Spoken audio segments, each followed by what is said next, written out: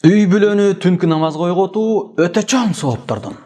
Абу Хурайра радиаллаху анху риваятлан хадисте Аллахтын элчиси Мухаммад саллаллаху алейхи вассалам айтты: "Рахималлаху раджулан қама минал-лейл, фасалла ва айқада имраата, фа ин абат надаха фи вajhiha al-ма."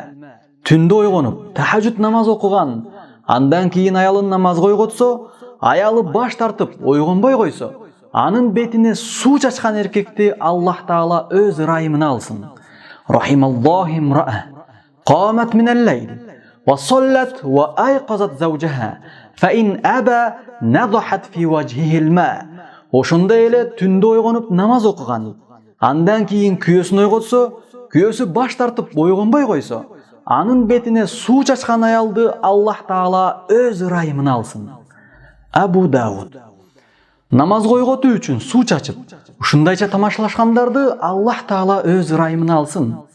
Өзү жубайлар арасындагы романтика чындыгында мына ушундай болуш керек. Бири-бирин Аллахтын буйругуна чакырган, намаз койготкон үй бүлө кандай гана бактылуу. Aqulu qawli hadha wa astaghfirullah li wa lakum. Assalamu alaikum wa rahmatullahi wa barakatuh.